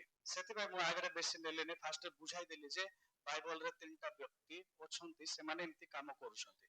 ତ ଏଇ ଯୋଉ କାମ କରୁଛନ୍ତି, ଏହାକୁ ଆଦ୍ୟ ମଣ୍ଡଳୀର ଚର୍ଚ୍ଚ ଫାଦର ମାନେ, ଖ୍ରୀଷ୍ଟିଆନ ଲୋକମାନେ, ଯେ ପ୍ରକାର କି famous Augustine, church father Augustine, Origin ବୋଲି ଜଣେ ବଡ ବ୍ୟକ୍ତି ଅଛନ୍ତି, ସେମାନେ ଅନେକ ବିଷୟ ଲେଖିଲେ। ସେମାନେ ବାଇବଲରୁ ପଢିକି ସେମାନେ ଅନେକ ବିଷୟ ଲେଖିଲେ ଯେ ପରମେଶ୍ୱରଙ୍କର ଯେ ତିନୋଟି ବ୍ୟକ୍ତି ଭଳିଆ ଦେଖା ଯାଉଛି, ସେମାନଙ୍କର କାମ, ଏ ସମସ୍ତ ବିଷୟ ଦେଖିଲେ ତିନି ଜଣ ଅଛନ୍ତି ଭଳିଆ ଦେଖା ଯାଉଛି। ସେମାନେ କନଫର୍ମ ହେଇ ଲେଖୁଛନ୍ତି। ସେମାନେ ନୂଆରେ ଗୋଟେ ବିଷୟ ଆବିଷ୍କାର କରୁନାହାନ୍ତି, ସେମାନେ କଣ କରୁଛନ୍ତି? ଯାହା ଅଛି ତାହାକୁ ସେ ପ୍ରକାଶ କରୁଛନ୍ତି। They are revealing the nature of God from the Bible. They are not making a new concept of God, ମାନେ ନୂଆ ଗୋଟେ ଭିନ୍ନ ଗୁଣ ସେମାନେ ଆଣୁନାହାନ୍ତି। ଧ୍ୟାନର ସହିତ ଦେଖନ୍ତୁ, ଅନେକ ଲୋକ ଆପଣ ମାନଙ୍କୁ ପଚାରିବେ ବେଳେ ବେଳେ କଣ ବାଇବଲରେ ତିନିଟି ଶବ୍ଦ ଦେଖାଅ ବୋଲି ପଚାରିବେ। ମୋର ୟୁଟ୍ୟୁବ ଭିଡିଓ ଅଛି, ସେଠି ଏତେ କମେଣ୍ଟ ଆସିଥିବ, ଖାଲି ଓନ୍ଲି ଜିଜସ୍ ବାଲେ ମାନେ। ଆହୁରି ଗୋଟେ ଆମର ବୁଢା ଆଜ୍ଞା ଅଛନ୍ତି, ୱିଲିୟମ ମେରିୟନ ବ୍ରାନମ, କିଏ କିଏ ନା ଜାଣିଥିବେ ମଧ୍ୟ, ସେ ସବୁଠାରୁ ବଡ ଭଣ୍ଡ ପ୍ରଚାରକ ଏହି ଯୁଗର। ରିସେଣ୍ଟଲି 1940 ସମଥିଙ୍ଗ ରେ ତାଙ୍କର ଡେଥ ହେଇଥିଲା ବୋଧେ। ତ ଏ ପାଖାପାଖି 100 ବର୍ଷ ହେଇଛି ବଞ୍ଚିଥିଲା ଜଣେ। ସେ ନିଜକୁ ମୁଁ ଏଲିଓ ଭବିଷ୍ୟତ ବକ୍ତା ଜହନ ଅଲଗା ବୋଲି ସେ କହିକରି ସେ କଣ କହିଥିଲେ? ବାଇବଲରେ ଟ୍ରିନିଟି ବୋଲବାଟା କିଛି ନୁହେଁ, ଏହା ଏକ ଡେଭିଲ୍ସ ଡକ୍ଟ୍ରିନ୍ ବୋଲି ସେ କହିଥିଲେ, ଶୈତାନର ସିଦ୍ଧାନ୍ତ ବୋଲି ସେ କହିଥିଲେ। ଏବଂ ସେମାନଙ୍କର ଦଳର ଲୋକମାନେ ପୁଣି କେବଳ ଯୀଶୁ ମଣ୍ଡଳୀ ବାଲେ ମାନେ, ୱାନେସ ପେଣ୍ଟିକୋଷ୍ଟାଲ ଓନ୍ଲି ଜିସସ୍ ଦଳ ମାନେ, ସେମାନେ ଆପଣ ମାନଙ୍କୁ ପଚାରିବେ କଣ ବୋଲି ପଚାରିବେ? ବାଇବଲରେ ଟ୍ରିନିଟି ଶବ୍ଦ ଦେଖାଅ। ଆହୁରି ଗୋଟେ କଥା ମୁଁ କହିଦଉଛି, ଆପଣଙ୍କୁ ଯିଏ ମଧ୍ୟ ବଣ୍ଡ ଶିକ୍ଷା ଦଳ କିଛି ପ୍ରଶ୍ନ ପଚାରିଲେ ଉତ୍ତର ଦିଅନ୍ତୁ ନାହିଁ। उत्तर दियंतु नर अर्थ कोन सठिक उत्तर देबाक ट्राई करंतु ताको उल्टा प्रश्न पचारंतु काइना से माने आपन माइंड को से ट्रैप करी वाश करंतु देखो आपत्ति एगो बाइबल रे ट्रिनिटी शब्द देखाओ आंसर कोन बाइबल रे ट्रिनिटी शब्द नै सिंपल नै बोली कहि देले से माने कोन कहबे हेले तमे भूल डॉक्ट्रिन धरिछ तमे भूल ओनली जीसस को आसो से माने कोन करंती पिता पुत्र और पवित्र आत्मा गोटे ही व्यक्ति यीशु अटंती तेनु कर तांकर ना कोन ओनली जीसस केवल यीशु किंतु ताहा भूल ओटा माने देखि आसुछु किंतु त्रिएक ईश्वरीय स्वभाव विषय रे संपूर्ण धारणा बाइबल रे वर्णना करा जाई अछि माने आरंभ रु फास्ट सेशन रु देखि आसु जे केमिति तीनोटी व्यक्तित्व एक ईश्वरकर काम करू अछंती एवं से सब धारणा बाइबल रे वर्णित होई अछि बाइबल रे ट्रिनिटी शब्द नै किंतु ट्रिनिटी जो ईश्वरत्व स्वभाव विषय रे लिखा जाई अछि it was firstly used by the church father Tertullian around AD 200 जने चर्च फादर थिले ए जो टर्म ट्रिनिटी बेले बेले तो मते लागे जे ट्रिनिटी शब्द ही काई की यूज करूछो काइना शब्द यूज करले कि न करले किसी फरक पड़ो नै से एक ईश्वरकर तीनटा व्यक्तित्व अछंती ही अछंती किंतु गोटे बुझिबा निमंते डॉक्ट्रिनाली से यूज करथिले जोटा कि खराब मध्य नुहे तेणु गुरा माने विश्वास करूछु तांको केतोटी प्रश्न आपण माने पचारि पारिबे फर्स्ट कोन ट्रिनिटी शब्द देखाओ नै ट्रिनिटी शब्द नै बाकी ट्रिनिटी विषय बाइबल रे अछि से माने जदी ना तमे भूल बोली कहबे तांको कहबो जे तमरो वननेस शब्द बाइबल रे देखाओ वननेस को थियोलॉजिकली गोटे वर्ड को जाय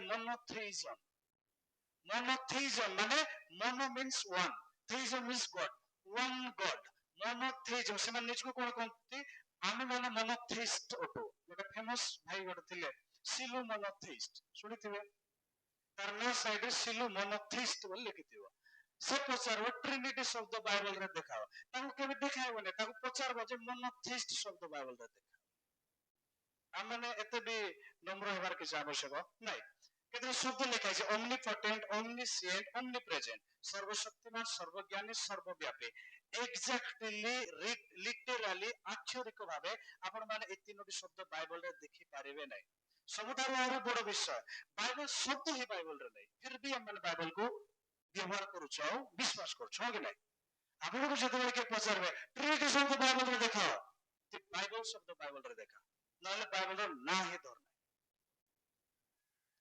हितोपदेश लिखा जाए कौन बोले मूर्ख को मूर्ख पर उत्तर दियो नले तमे उल्टा मूर्ख ही जीवो नेक्स्ट ऑब्जेक्शन मु और पिता एको समस्त फेवरेट वाक्य कोड लिखा है सेति पे मैं जानि जानि पद लिखि नै मु और पिता एको सांसान लोग कहबे कोड लिखा है मु और पिता एको कोडी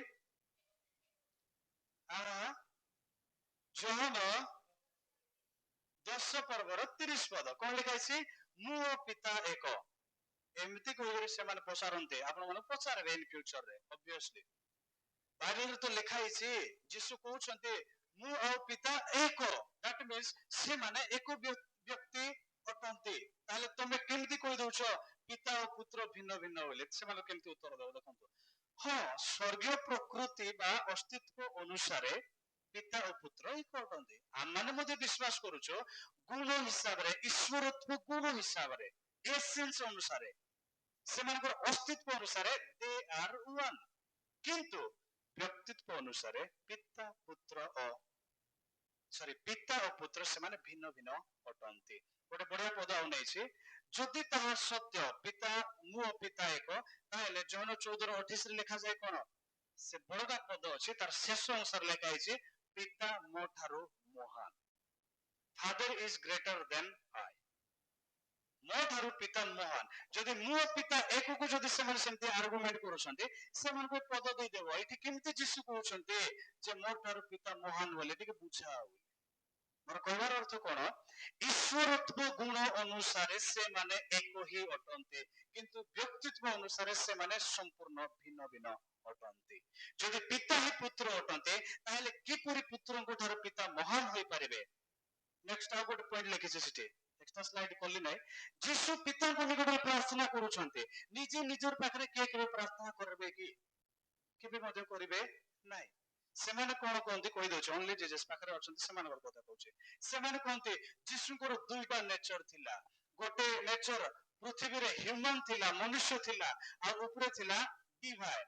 ତ ହ୍ୟୁମାନ ଯୀଶୁ ବସି, ହ୍ୟୁମାନ ସାଗର ନାଇଁ, ମନୁଷ୍ୟ ଯୀଶୁ ଦୁନିଆରେ ଥିଲା ବେଳେ ବସିକି ସେ ସ୍ୱର୍ଗରେ ଥିବା ପିତାଙ୍କ ଠାରେ ସେ ପ୍ରାର୍ଥନା କରୁଥିଲେ ବୋଲି ସେମାନେ କୁହନ୍ତି। କିନ୍ତୁ କଲୋସ୍ୟ 2:9 ଆପଣ ମାନେ ଦେଖିବେ, ତାହେଲେ ଲେଖାଯାଏ ସେଠାରେ ଦୁନିଆରେ ଖ୍ରୀଷ୍ଟ ଯେତେବେଳେ ଆସିଥିଲେ ତାଙ୍କ ଠାରେ ସମ୍ପୂର୍ଣ୍ଣ ଈଶ୍ୱରତ୍ୱ ବାସ କରୁଥିଲା। ଦ୍ୟାଟ୍ ମିନ୍ସ ଯେତେବେଳେ ଏଇ ଜଗତରେ ଯୀଶୁ ଖ୍ରୀଷ୍ଟ ଥିଲେ 2000 ବର୍ଷ ପୂର୍ବରେ ଶରୀର ଧାରଣ କରି ଯେଉଁ ଯୀଶୁ ଆସିଥିଲେ, ସେଇ ଯୀଶୁ ଦୁନିଆରେ ଥିଲା ବେଳେ ମଧ୍ୟ 100% ସେ ଡିଭାଇନ ଥିଲେ, ସ୍ୱର୍ଗ ଥିଲେ ଏବଂ 100% ସେ ମନୁଷ୍ୟ ସ୍ୱଭାବଧାରୀ ମଧ୍ୟ ଥିଲେ। କ୍ଲିୟର? ନେକ୍ସଟ ଆହୁରି ବାକ୍ୟରେ ଅନେକ ଠାରେ ଲେଖାଯାଏ ପିତା ପୁତ୍ରଙ୍କୁ ପ୍ରେରଣ କରନ୍ତି। ସେମାନେ କହନ୍ତି ପିତା ହିଁ ପୁତ୍ର ଅଟନ୍ତି। ତାହେଲେ ଯଦି ପିତା ହିଁ ପୁତ୍ର ଅଟନ୍ତି ତାହେଲେ ପିତା କାହିଁକି ପୁତ୍ରଙ୍କୁ ପଠାଇବେ? କ୍ୱେଶ୍ଚିନ୍ ପଚାରିବ, ଆନ୍ସର କେବେ ଦେବ ନାହିଁ।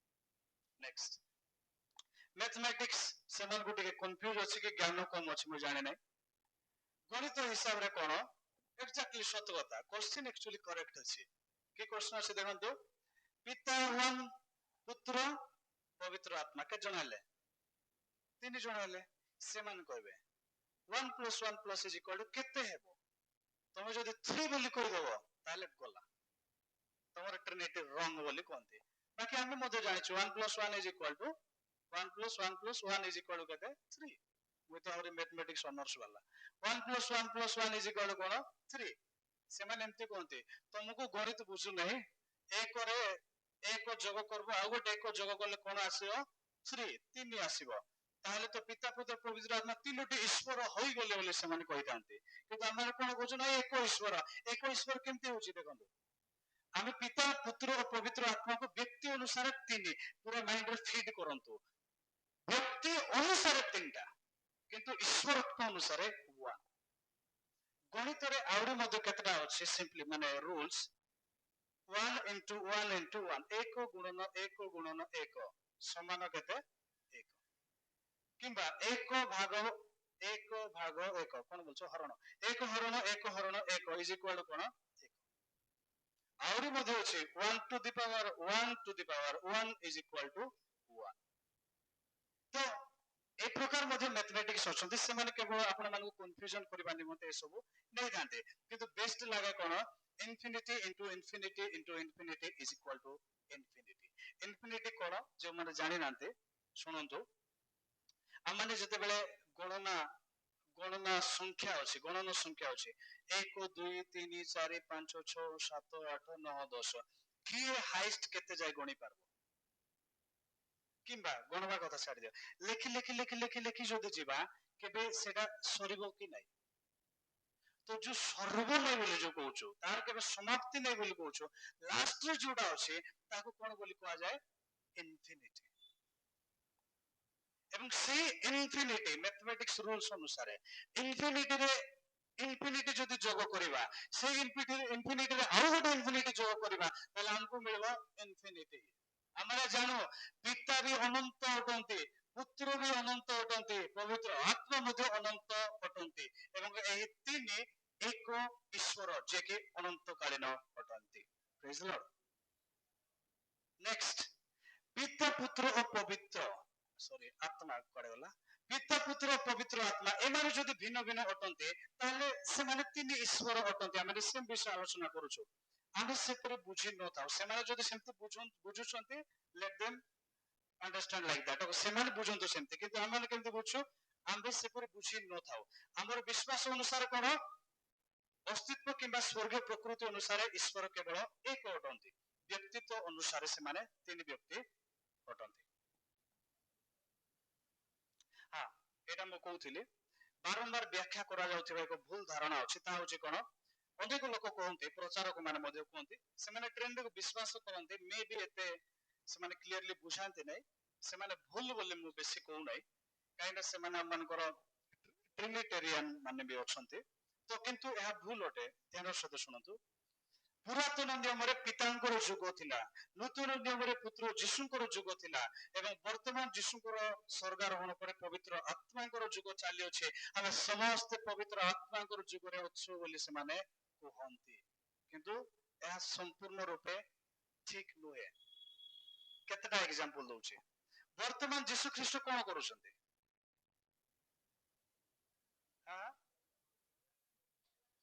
ପିତାଙ୍କର ଦକ୍ଷିଣ ପାର୍ଶ୍ୱରେ ବସିଛନ୍ତି, ବସିକରି କଣ କରୁଛନ୍ତି? ଗୁହାରି କରୁଛନ୍ତି। ଏଭ୍ରି 7:26 ଆଇ ଥିଙ୍କ 24-25 ଲେଖା ହେଇଛି କଣ, ଯୀଶୁ ଖ୍ରୀଷ୍ଟ ପିତାଙ୍କର ଦକ୍ଷିଣ ପାର୍ଶ୍ୱରେ ବସି ସମସ୍ତ ବିଶ୍ୱାସୀ ମାନଙ୍କର ପାଇଁ ସେ ପ୍ରାର୍ଥନା କରୁଛନ୍ତି। ପ୍ରଭୁ ମିଲ୍ଟନ ଦ୍ୱାରା ସେ ପାପ ହେଇଗଲା, ତାକୁ ଦଣ୍ଡ ଦିଅ ନାହିଁ, ସେ କ୍ଷମା ମାଗୁଛି, ତାକୁ ରକ୍ଷା କର, ରକ୍ଷା କର। he is our mediator, ସେ ଆମମାନଙ୍କର ମଧ୍ୟସ୍ଥି ଅଟନ୍ତି। ଆମମାନଙ୍କୁ ବାଇବଲ କଣ କୁହେ, ତୁମମାନେ ଯୀଶୁ ଖ୍ରୀଷ୍ଟଙ୍କ ନାମରେ ପ୍ରାର୍ଥନା କର। କାହିଁକି? ସେ ଆମମାନଙ୍କର ମଧ୍ୟସ୍ଥି, ସେ ଆମମାନଙ୍କର ପ୍ରାର୍ଥନାକୁ ଗ୍ରାଣ୍ଟ କରାଇବାରେ ପିତା ଈଶ୍ୱରଙ୍କୁ ସେ ରିକ୍ୱେଷ୍ଟ କରି ଆମମାନଙ୍କୁ ସାହାଯ୍ୟ କରନ୍ତି। ତ ଯୀଶୁ ଖ୍ରୀଷ୍ଟ ଏବେ କାମ କରୁନାହାନ୍ତି, ଖାଲି ପବିତ୍ର ଆତ୍ମା କାମ କରୁଛନ୍ତି କି ନାହିଁ? ସମସ୍ତେ କାର୍ଯ୍ୟ କରୁଅଛନ୍ତି। ଭାବରେ ଲେଖାଯାଏ, ଯୋଉ ପିତା ତୁମମାନଙ୍କର ଅନ୍ତରରେ ବାସ କରୁଛନ୍ତି, ସେ ତୁମମାନଙ୍କୁ ତମର ଇଚ୍ଛା କରିବାକୁ ଏବଂ ଇଚ୍ଛାକୁ ସାଧନ କରିବା ନିମନ୍ତେ ସାହାଯ୍ୟ କରିବେ। ପିତା ମଧ୍ୟ ଆମମାନଙ୍କୁ ବାକ୍ୟ ପାଳନ କରିବା ନିମନ୍ତେ ସାହାଯ୍ୟ କରି ଆସୁଅଛନ୍ତି। ଆଉ ବାଇ ଡିଫଲ୍ଟ ପବିତ୍ର ଆତ୍ମା ନଥିଲେ ଆମମାନଙ୍କ ଦ୍ୱାରା ବାକ୍ୟ ପାଳନ ହେବ ନାହିଁ। ତାର ଅର୍ଥ ହଉଛି ଆମମାନଙ୍କର ବାକ୍ୟ ପାଳନ ଦ୍ୱାରା ପବିତ୍ର ଆତ୍ମାଙ୍କର ନ ଗୋଟି ଫଳ ହିଁ ପ୍ରତିଫଳିତ ହଉଛି। ୟେସ୍ ଅର୍ ନୋ? ଯଦି ଆମମାନଙ୍କର ଦ୍ୱାରା ପବିତ୍ର ଆତ୍ମାଙ୍କର ନ ଗୋଟି ଫଳ ପ୍ରତିଫଳିତ ହଉଛି, ତାହେଲେ the third person of the Trinity, the Holy Spirit is working in you. Praise the Lord. ଏବଂ ସେ ଆମମାନଙ୍କୁ ଦିନକୁ ଦିନକୁ ପବିତ୍ରତାର ଆଡକୁ କଢାଇ ନେଉଛନ୍ତି। କିନ୍ତୁ ସେ ପ୍ରକାର ନୁହେଁ। ପିତା ପୁତ୍ର ପବିତ୍ର ଆତ୍ମା ଏକ ଈଶ୍ୱରଙ୍କର ଏ ତିନି ବ୍ୟକ୍ତିତ୍ୱ ଅନନ୍ତ କାଳରୁ ରହି ଆସୁଅଛନ୍ତି, ସମସ୍ତେ ପ୍ରତ୍ୟେକ ସମୟରେ ରହିଅଛନ୍ତି। ଓକେ, ଓଲ୍ଡ ଟେଷ୍ଟାମେଣ୍ଟରେ ମଧ୍ୟ ଯୀଶୁ ଖ୍ରୀଷ୍ଟ ଥିଲେ। କୋଉଠି ଥିଲେ? ଜେନେସିସ୍ 1 ରେ ଦେଖିଗଲୁ।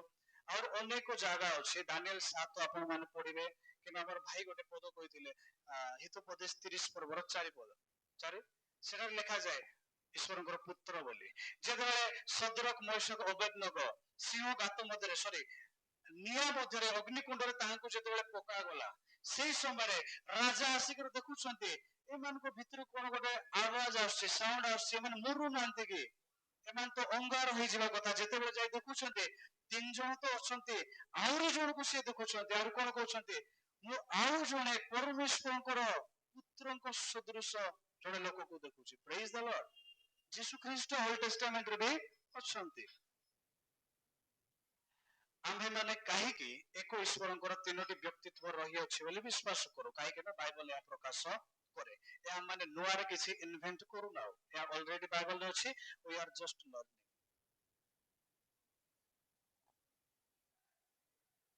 ଟାଇମ କହିଦେବାକୁ ଚାହୁଁଛି, 2 ଘଣ୍ଟା 7 ମିନିଟ ହେଇଛି। ତ 2 ଘଣ୍ଟା 20 ମିନିଟ ଭିତରେ ମୁଁ ସରାଇବାକୁ ଚେଷ୍ଟା କରିବି। ଏକ୍ସାକ୍ଟଲି ବାଇ 2:30 ଆମେ ଲଞ୍ଚ ପାଇଯିବା। ଓକେ, ତ ଆମେ ଅନେକ ସମୟରୁ ଆଲୋଚନା କରିଗଲୁ ଯେ ପିତା ପୁତ୍ର ପବିତ୍ର ଆତ୍ମା କଣ ଅଛନ୍ତି? ଗୋଟେ ବ୍ୟକ୍ତିତ୍ୱ ଅଟନ୍ତି। ଗୋଟେ ବ୍ୟକ୍ତିତ୍ୱ ଅଟନ୍ତି। ଜଣେ ବ୍ୟକ୍ତି କାହାକୁ କୁହାଯାଏ? ଆମମାନେ ସମସ୍ତେ ଗୋଟିଏ ଗୋଟେ ବ୍ୟକ୍ତି ଅଟୁ। କାହିଁକି ଆମମାନେ ବ୍ୟକ୍ତି ଅଛୁ? ଆମେ ଇଚ୍ଛା କରିପାରୁଅଛୁ, ଆମେ କିଛି ଗୋଟେ ବିଷୟ ବାଛି ପାରୁଛୁ, ଆମେ କଥା କହିପାରୁଛୁ। এই ସମସ୍ତ ଗୁଣ ଗୁଡିକ କେଉଁମାନଙ୍କର ଥାଏ? ପର୍ସନ ମାନଙ୍କର ଥାଏ, ବ୍ୟକ୍ତି ମାନଙ୍କର ଥାଏ। ବାଇବଲରେ ପିତାଙ୍କର ସେଇ ଗୁଣ ଅଛି, ପୁତ୍ରଙ୍କର ସେଇ ଗୁଣ ଅଛି, ପବିତ୍ର ଆତ୍ମାଙ୍କର ସେଇ ଗୁଣ ଅଛି। କିନ୍ତୁ ଏହା only Jesus, oneness Pentecostal, William Branham, Jehovah's Witnesses, ସେଇ ପାଖଣ୍ଡି ଦଳ ମାନେ କେବେ ମଧ୍ୟ ବିଶ୍ୱାସ କରନ୍ତି ନାହିଁ। ଏବଂ ଆମମାନେ ଏହା ଶିଖି we have to stand against them. ଏଠାରେ ମୁଁ ଲେଖିଛି the father is a person। କେତେଟା ପଦ ରହିଛି? ଅନେକ ପଦ ଅଛି, ଆପଣ ମାନେ ଦେଖିପାରିବେ। the son is a person, ପୁତ୍ର ମଧ୍ୟ ଗୋଟେ ବ୍ୟକ୍ତିତ୍ୱ ଅଟନ୍ତି। the holy spirit is a person, ପବିତ୍ର ଆତ୍ମା ମଧ୍ୟ ଗୋଟେ ବ୍ୟକ୍ତି ଅଟନ୍ତି। who is a person? a person is that, a person is the entity who have or one with a mind, will and feelings। ଆମେ ବେଳେବେଳେ କହୁଛୁ କି ନାହିଁ, ବହୁତ ଦୁଃଖ ଲାଗିଲା, ଫିଲିଂସ ସେୟାର କରୁଛୁ। ପବିତ୍ର ଆତ୍ମା ମଧ୍ୟ ଫିଲିଂସ ସେୟାର କରୁଛନ୍ତି। କଣ ବୋଲି? ପବିତ୍ର ଆତ୍ମାକୁ ଦୁଃଖ ଦିଅ ନାହିଁ। ଯୀଶୁ ଖ୍ରୀଷ୍ଟଙ୍କୁ ଦୁଃଖ ଲାଗୁଛି। କ୍ରୁଶର ଷ୍ଟୋରି ଆମେ ଦେଖିବା, ସେଟାରେ କେତେ ଗୁଡା ଏକ୍ସପ୍ରେସନ। ଯୀଶୁ ଖ୍ରୀଷ୍ଟ by default he is a person.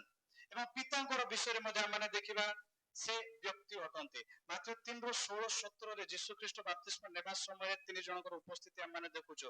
ଯହନ 17ର 1-5 ପଢିବେ, ସେଠାରେ ପିତା ପୁତ୍ର କଥାବାର୍ତ୍ତା ହଉଅଛନ୍ତି। କହିବାର ଅର୍ଥ କଣ? ବାଇବଲରେ ପିତା ପୁତ୍ର ପବିତ୍ର ଆତ୍ମାଙ୍କ ବ୍ୟକ୍ତିତ୍ୱର ପରିଚୟ ଏବଂ କାର୍ଯ୍ୟ ସବୁ ଉଲ୍ଲେଖ କରାଯାଇଅଛି। ଦ୍ୟାଟ୍ସ ହ୍ୱାଇ ଆମମାନେ ସେମାନଙ୍କୁ ତିନି ଜଣଙ୍କୁ ଭିନ୍ନ ଭିନ୍ନ ବ୍ୟକ୍ତି ବୋଲି କହୁଅଛୁ। କିନ୍ତୁ ତିନୋଟି ଭିନ୍ନ ବ୍ୟକ୍ତି ହେଲେ ମଧ୍ୟ ସେମାନେ ଏକ ଈଶ୍ୱର। ଆଉ ଥରେ କ୍ଲିୟର କରିଦେବାକୁ ଚାହେଁ, ମୁଁ ଜଣେ ମନୁଷ୍ୟ ଅଟେ ଏବଂ ମୁଁ ଜଣେ ବ୍ୟକ୍ତି ଅଟେ। ଜାତି ହିସାବରେ ମୁଁ ମନୁଷ୍ୟ ଅଟେ ଏବଂ ପ୍ରକୃତି ହିସାବରେ ମନୁଷ୍ୟ ଅଟେ, କିନ୍ତୁ ବ୍ୟକ୍ତି ହିସାବରେ ମୁଁ ମିଲ୍ଟନ ଅଟେ। କିନ୍ତୁ ପରମେଶ୍ୱର ତାଙ୍କର ପ୍ରକୃତି ହିସାବରେ ସେ କଣ ଅଟନ୍ତି? ଈଶ୍ୱର ଅଟନ୍ତି। I am who I am, ସ୍ୱୟଂ ଭୁ ଅଟନ୍ତି। ଏବଂ ତାହାଙ୍କର 1 2 3 father son and the holy spirit ତିନୋଟି ବ୍ୟକ୍ତିତ୍ୱ ରହିଅଛନ୍ତି। କିନ୍ତୁ ମୋର ଗୋଟେ ଅସ୍ତିତ୍ୱ ଏବଂ ଗୋଟେ ବାଇବଲରେ ପିତା ପୁତ୍ର ପବିତ୍ର ଆତ୍ମା ତିନି ଜଣଙ୍କୁ ଈଶ୍ୱର ବୋଲି ସମ୍ବୋଧନ କରାଯାଇଅଛି। ଆପଣ ମାନେ ଜାଣିଥିବେ ପ୍ରେରିତ ପୁସ୍ତକରେ ଯେତେବେଳେ ହନନୀୟ ଏବଂ ସଫିରା ଟିକେ କାରନାମା କରିଦେଲେ, ସେତେବେଳେ ଶିଷ୍ୟମାନେ କଣ କହୁଛନ୍ତି? ତମେ କାହିଁକି ପବିତ୍ର ଆତ୍ମା ଈଶ୍ୱରଙ୍କର ଆତ୍ମାଙ୍କ ସମ୍ମୁଖରେ ସାକ୍ଷାତରେ ମିଥ୍ୟା କହୁଅଛ? ତାପରେ କେତୋଟି ପଦ ପରେ ସେ କଣ କହୁଛନ୍ତି? ତମେ ଈଶ୍ୱରଙ୍କର ଆତ୍ମାଙ୍କର ସାକ୍ଷାତରେ ନାହିଁ, ଈଶ୍ୱରଙ୍କର ସାକ୍ଷାତରେ। ଅର୍ଥାତ୍ the holy spirit is equal to God. ପିତା ଈଶ୍ୱର ଅଟନ୍ତି, ଆମେ ଅନେକ ପଦ ଦେଖିଛୁ। ପୁତ୍ର ମଧ୍ୟ ଈଶ୍ୱର ଅଟନ୍ତି। ଯେତେବେଳେ ଥମା ଦେଖୁଛନ୍ତି ପ୍ରଥମ ଥର, ଯେତେବେଳେ ସେ ପୁନରୁତ୍ଥିତ ହେଲେ, ସେ କଣ କରୁଛନ୍ତି? ହେ ପ୍ରଭୁ ବୋଲି ସେ ସମ୍ବୋଧନ କରୁଛନ୍ତି।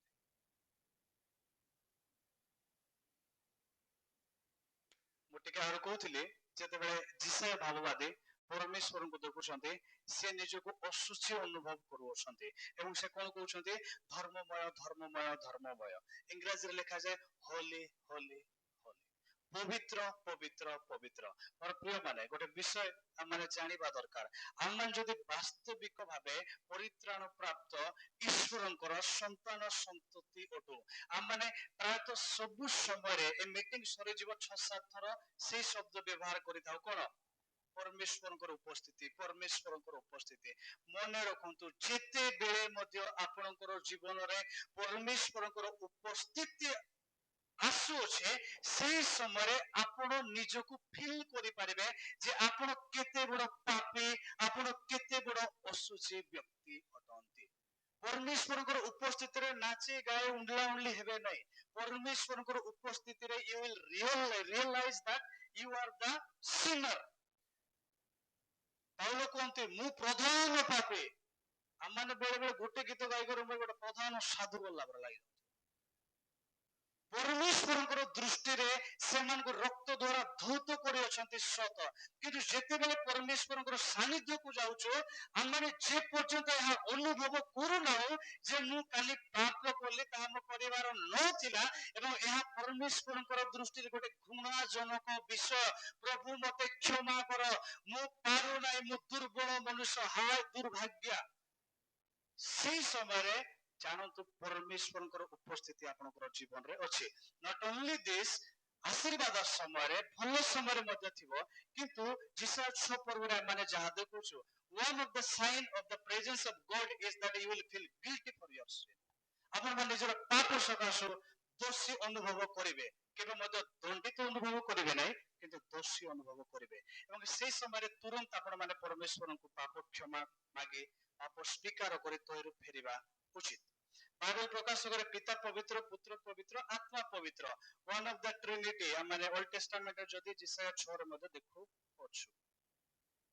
ନୂତନ ନିୟମରେ ତ୍ରିଏକ ଈଶ୍ୱରଙ୍କର ଉଲ୍ଲେଖ। ଚିତ୍ର ଦେଖୁ ଦେଖୁ ଆପଣମାନେ ବୁଝିଥିବେ, ପିତା ପୁତ୍ର ପବିତ୍ର ଆତ୍ମା ସେଠି ଅଛନ୍ତି।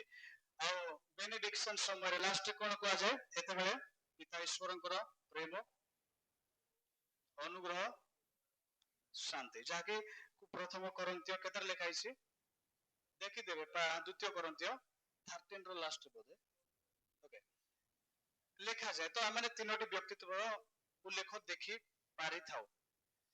ହେ ଭାଇ, କେଉଁ ନାମରେ ବାପ୍ତିସ୍ମ ନେବା ସଠିକ ଓ ବାଇବଲ ଭିତ୍ତିକ? ମୁଁ ସରିଗଲା ବୋଲି ଭାବୁଥିଲି, ମେନ୍ ଜିନିଷ ଆସୁଛି।